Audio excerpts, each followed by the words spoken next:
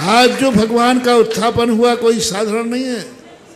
जिनकी आंखों ने देखा है वे धन्य हैं, जिन्होंने सुना है वे धन्य हैं, क्योंकि भगवान उठने के लिए नहीं उठे हैं, विशाल मंदिर में बैठने के लिए उठे हैं।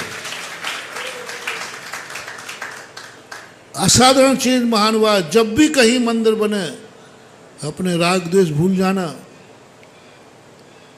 अपना स्वार्थ भूल जाना। जब भी तुम्हारे सामने कहीं का मंदिर बने उस मंदिर में अपना अंश जरूर लगा देना, चूकना नहीं। चाहे भले एक ईंट लगाना पड़े, शक्ति को छुपाना नहीं। हाँ, यदि कुछ भी शक्ति नहीं है तो एक ईंट भी चलेगी, लेकिन शक्ति है तो छुपाना नहीं। महानुभाव, जो भगवान को आवास दान देता है, एक दिन वह कभी भी हो, कभी सड़क पे उसका जन्म नहीं होगा, फुटपाथ पे जन्म नहीं होगा, क्योंकि उसने भगवान के लिए मंदिर बनाया था। अब उसका जन्म वहीं होगा जहां पहले से ही राजा का महल होगा। आवास दान के बदले आवास दान, भगवान को आवास दान दे रहा है, क्या बड़ी बात है। मानो अपने लिए तो दुनिया मकान बना लेती है, लेकिन भगवान का मंदिर, भगवान जी बैठेंगे उसमें, चंद्रपुर भगवान बैठेंगे उसमें। ओ महानुभाव, छोड़ दो सब विकल्प, छोड़ दो सब कसाएं। मैं तो कहता हूँ भारत में कहीं भी हो तुम जाओ तो कुछ ना कुछ अंश उस मंदिर में लगा लेना, क्योंकि जन्म जन्म के पुण्य कर्म के उदय से तुम्हारे सामने कहीं का मंदिर बनता है। और तुम्हारे नगर का ही बन रहा हो।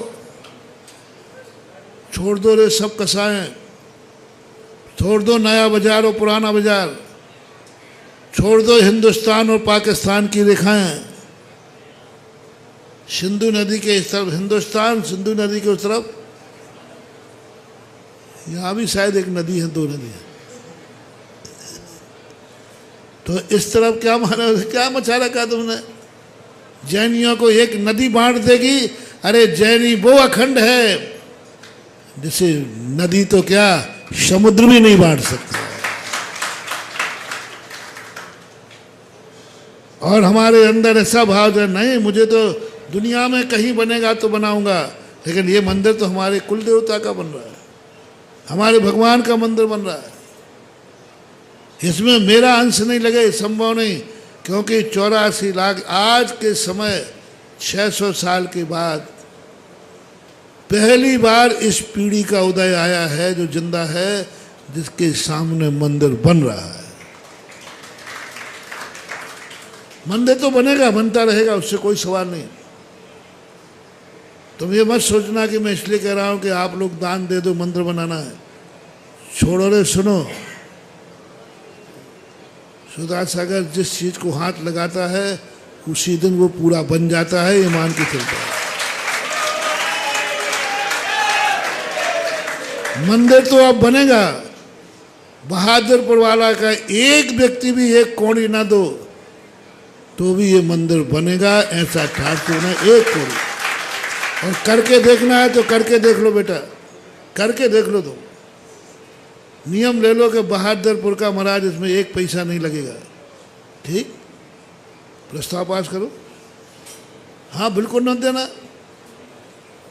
फिर भी मंदिर बनेगा, ठाठ से बनेगा।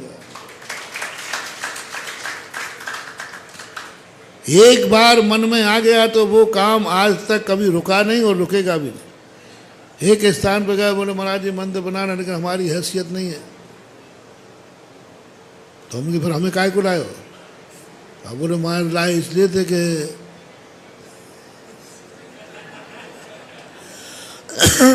और उनकी हैसियत नहीं थी और मुझे ले गए। मैंने कहा भाई कुछ तो कर। बोले नहीं महाराज हमारी बिल्कुल भी हैसियत नहीं है, हमारी कोई भी शक्ति नहीं है। हमने बड़ा फंसाया इन्होंने और रोने लगे। महाराज जी मैं थोड़ा नाराज हुआ, मैंने कहा हिम्मत नहीं थी तो मेरे समय खराब क्यों किया? अब महाराज जी हमने सोचा था कि आप आ जाओगे तो।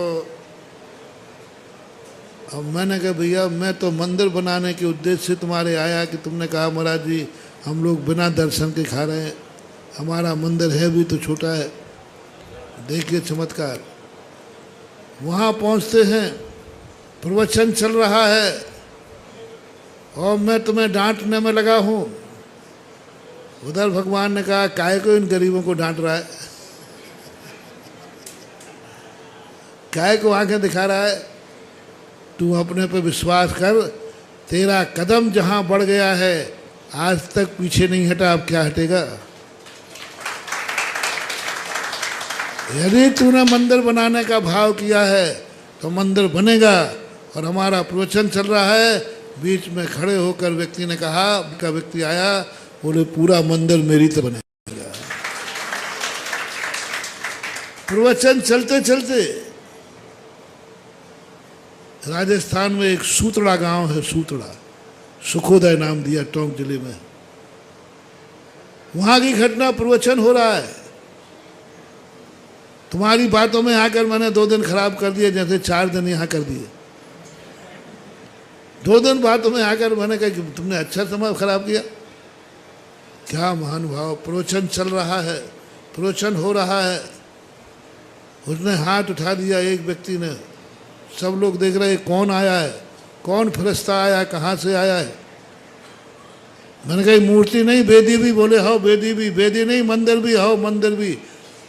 पूरा मंदिर बना दिया।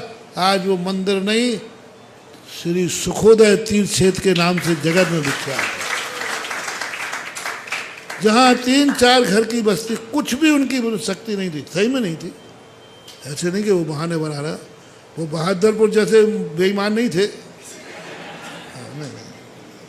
इसलिए कह रहा हूँ, यहाँ इतनी समृद्धि है बहादुरपुर में, क्योंकि 500-600 साल से तुम कमाई कमा रहे हो, कमाई कर रहे हो। उनके वस्तुतः वो गरीब थे, वस्तुतः थे।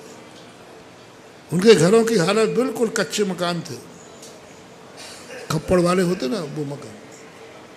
देखा तो मैंने कि सही है बहुत, पर हमने यही कहा तुम्हारी हिम्मत नहीं थी तो हमें लाए क्यों।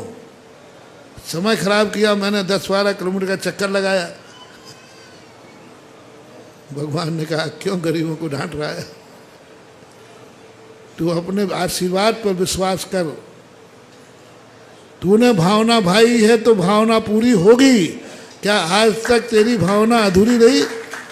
मैं दावा करता हूँ, मैं वो भाग्यवान हूँ जो आज तक मेरी भावना अधूरी नहीं रही। आज तक मुझे किसी कार्य में कदम पीछे नहीं हटाना पड़ा, और आज तक मैं कभी किसी काम में फेल नहीं हुआ।